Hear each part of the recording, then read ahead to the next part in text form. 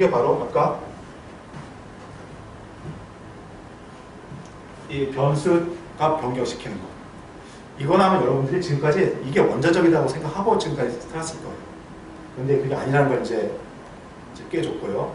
또 아까 얘기했던 그 부킹 시스템에서 내가 사용자가 자리가 있는지 체크하고 결제를 완료할 때까지 그 전체는 원자적이어야 됩니다. 그 사이에 다른 사람이 끼어들게 되면 잘못된 게 될 수 있어요. 그리고 파일 IO 할 때, 파일을 실제 데이터를 변경하는 것과 파일의 메타데이터, 디렉토리 정보가 변경되는 것들은 하나의 원자적인 연산으로 묶어야 됩니다. 그런데 실질적으로 그런 작업들은 실제로 하나의 연산이 아닌 거죠. 실제 하나의 연산이 아닌 겁니다.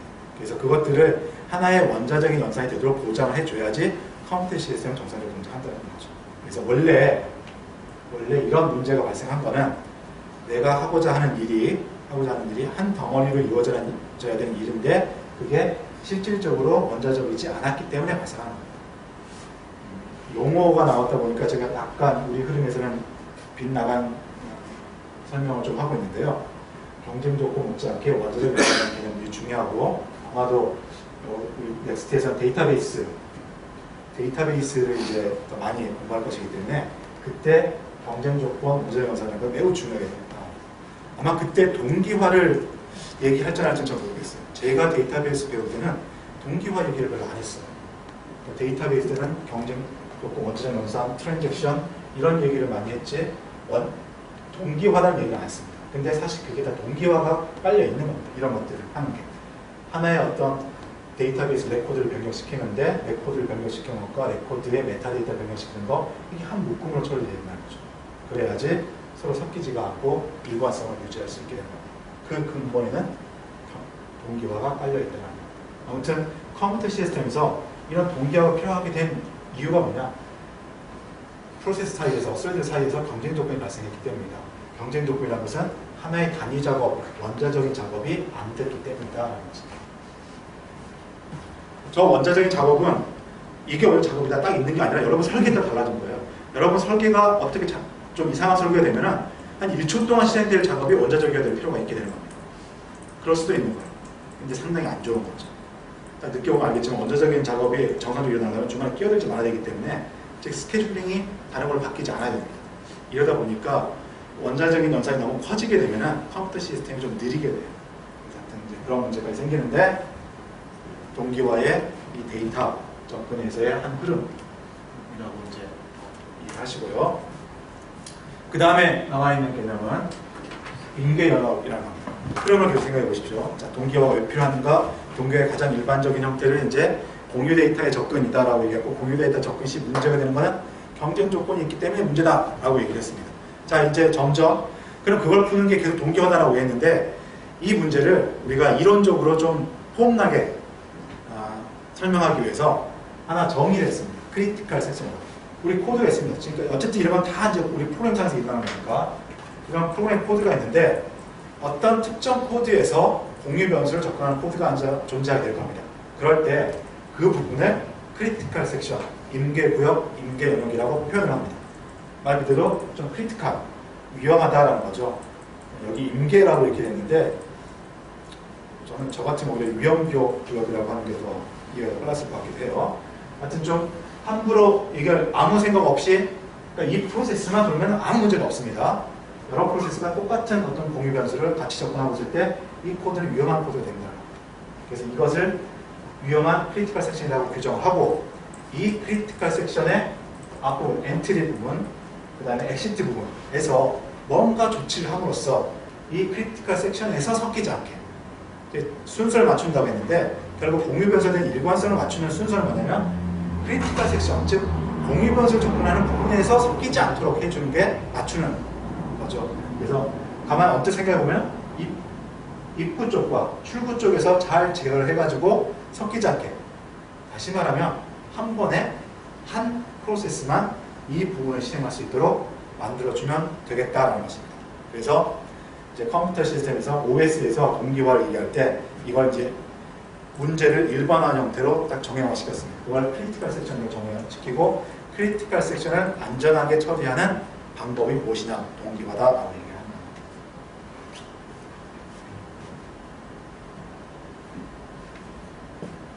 그래서 뭐 이제 동기화 문제, 이건 저도 사실은 좀 헷갈려요. 어떨 때 보면 동기화 문제라고 얘기도 하고 크리티컬 섹션 문제라고 얘기도 하고 그런데 그 의미만 보면 임계구역을 안전하게, 임계구역을 안전하게 처리하는 것이고 임계구역을 안전하게 처리한다는 것은 입구 쪽에서 출구 쪽 잘 컨트롤해가지고서 한 번에 한 프로세스만 이 임계구역 코드를 실행하도록 하는 된다는 것이죠. 그래서 완전히 정밀하게 제어하면 아까 기계와 코드 수준에서 이렇게 제어를 하는 게 좋겠지만 우리 프로그램 상에서 그걸 제어할 수는 없잖아요. 그래서 코드 레벨에서 아예 이 코드 부분에 섞이지 않도록 앞쪽 뒤쪽에서 막아주는 거죠. 그것을 하는 게 동기화 기법, 동기화 방법이라는 것이죠. 그리고 그것이 곧 프로세스 간의 실행의 흐름을 제어하는 거라고도 얘기하셨어요.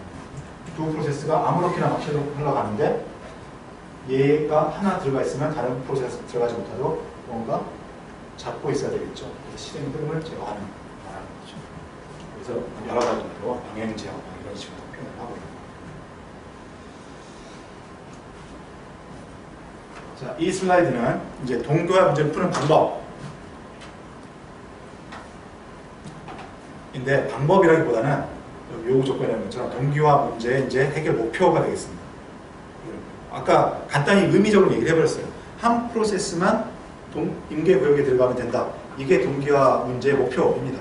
개념적으로 맞아요. 자, 우리가 이해의 흐름을 놓치지 않기 위해서 계속 그 흐름을 이해하고 그런데 이제 어쨌든 우리 교재나 이제 컴퓨터 이론에서는 이걸 제대로 된, 그러니까 우리가 이론은 이 경우 하나만 푸는 수식은 필요가 없어요.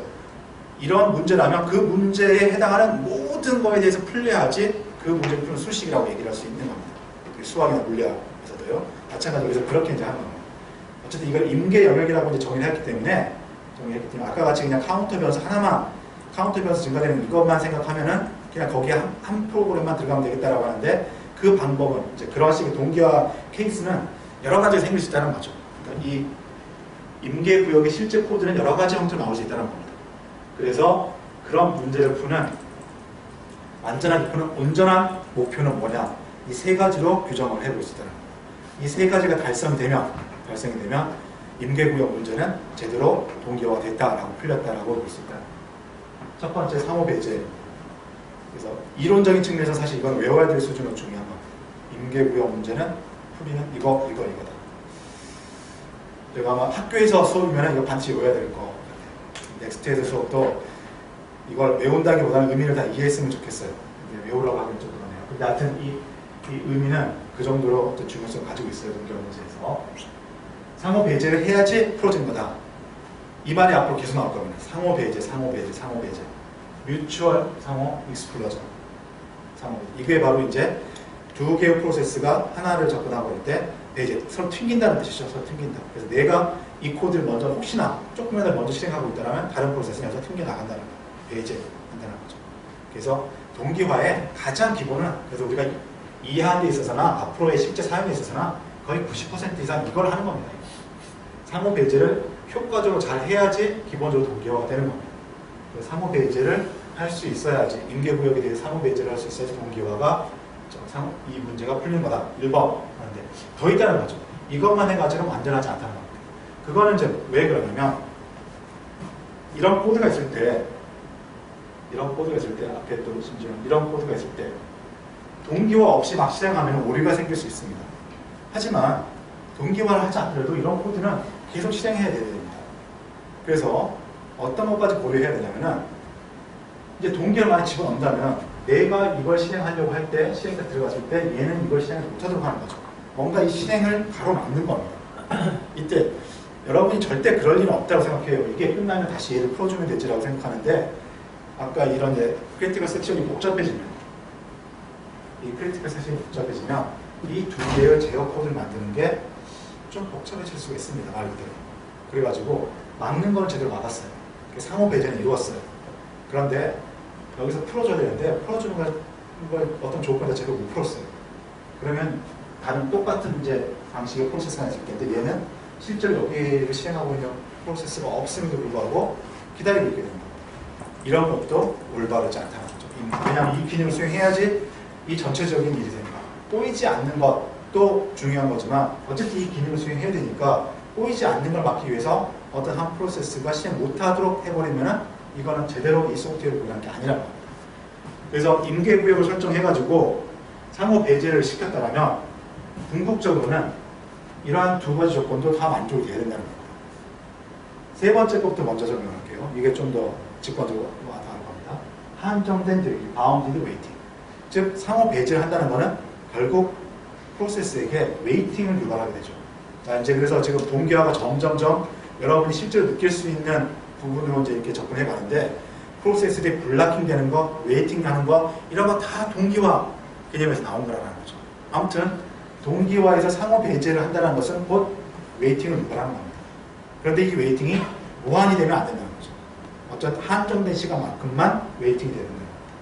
그래서 밀려났다 하더라도 내가 한 발 늦어가지고 밀려났다 하더라도 정해진 앞 사람이 일을 마치고 나가게 되면 나는 그 자신의 일을 끝낼 수 있어야 된다는 겁니다. 이게 보장되어야 된다는 거죠. 당연한 것처럼 느껴지지만 앞에 전제한 것처럼 동기화 상황이 여의치 않으면은 잘못 그게 안 될 수도 있습니다. 그래서 이게 트리비얼한 당연한 말처럼 느껴지지만 뒤에서 보면은 중요한 의미가 되는 거고요. 두 번째 있는 게 진행이라는 개념입니다. 언뜻 이제 처음에 이게 글만 읽어보면 예와 예를 좀 구별하기 힘들어요. 결국 이 세 가지는 뭘 의미하냐면은 이 세 가지를 그냥 뭉뚱그려서 얘기하자면 한 번에 하나만 되게 막을 수 있어야 된다. 그런데 막더라도 이것을 안전하게 막는 것을 언젠가 풀어줘가지고 기다리는 놈이 잘 실행하도록 해줘야 된다. 바로 이거예요. 그러니까 막는데 무작정 막지 말고 언젠가 다른 놈도 실행할 수 있도록 해줘야 된다는 게 이 동기화 문제를 푸는 요구 조건이거든요. 그걸 두 개로 이렇게 나눠놨기 때문에 좀 헷갈립니다. 요거는 아마 이해가 됐을 거예요. 진행은 뭐냐면, 여기 말 그대로 이렇게 읽어보시면은, 한 프로세스가 이렇게 먼저 도착했어요. 그럼 자기가 여기 실행을 하고 남은 여기를 막고 있을 겁니다. 또 얘가 끝났어요.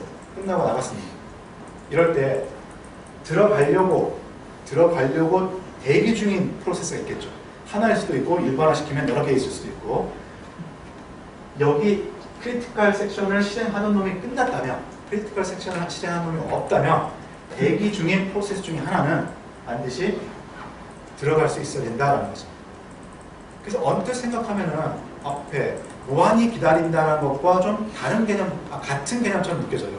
그런데 약간 다른 의미라는 겁니다. 무한히 기다린다는 것은 이렇게 동기화를 구현할 수도 있거든요. 와가지고 경쟁이 발생했습니다. 경쟁이 발생해가지고 얘가 먼저 들어가 있으면은 새로운 거는 들어가지 못해요. 그러면 이때 여기서 그냥 대기할 수도 있고 아니면 포기하고 다른 일을 할 수도 있는 거예요. 그런데 언젠가 다시 또 시도를 할 거예요. 그럼에도 불구하고 계속 얘가 대기를 하게 되면 그럼 무한히 대기하겠다는 거죠. 그럼 세 번째 위배에 있는 거. 두 번째는 근데 뭘 말하냐? 상황이 좀 다르다는 거죠. 두 번째는 얘가 끝날 때까지 대기하고 있는 거예요. 대기하고 있다는 겁니다. 그럼 끝났으면 들어갈 수 있어야 되는 거죠. 그러니까 우리가 전지적인 시각을 보니까 나는 당연히 들어가는 거지라고 하지만 전지적인 시각이 아니라 각 프로세스 각자의 입장에서 이걸 관찰할 때는 얘가 끝났는지를 알 수가 없습니다. 그러니까 뭔가 끝났을 때 명료하게 좋은 액션을 해줘야지 얘가 들어갈 수 있는데 그걸 프로그램 잘못하게 되면 얘가 들어갈 수 없게 되는 거죠. 그래서 진행이라는 조건은 임계구역을 실행하는 프로세스가 없다면 다 끝났다면 대기 중인 프로세스는 들어갈 수 있어야 된다는 것을 의미합니다. 그래서 좀 뭉뚱그려서 얘기하면 같은 맥락으로 설명할 수 있지만 상황이 약간 다른 상황을 얘기하고 있고 그래서 사실 외우는 게 큰 의미는 없고요. 그럼 뭉뚱그려진 의미 있잖아요. 이 문제는 상호 배제하는 게 반드시 동기화 문제 상호 배제하는 게 필요하다. 이거는 이제 거의 지금쯤이면 이제 납득이 될 거예요. 그런데 무조건 막으면 안 되고 기다리는 프로세스도 언젠가는 실행을 마칠 수 있도록 해야 된다라는 게 필요한데 그것을 상황에 따라서 진행 조건도 맞아야 되고 한입 대기 조건도 맞아야 된다. 그래서 상호 배제, 진행, 한입 대기 이 세 개를 동기화 문제를 푸는 또는 임계구역 문제를 푸는 세 가지 목표 요구 조건이라고 얘기를 하고 있습니다. 자, 이제 동기화가 무엇인가? 동기화를 일반화시켜서 규정한 경쟁 조건, 임계구역이라는 용어 개념을 설명했습니다. 그러면 이제 우리가 이제 살펴볼 내용은 운영체제에서는 어떤 방식으로 이 문제를 이제 해결하는 그 작업을 하는가, 그 방법, 해결책, 그 방법을 살펴보고 또 프로그래밍 API도 보도록 하겠습니다. 잠시 쉬었다가 진행하도록 할게요.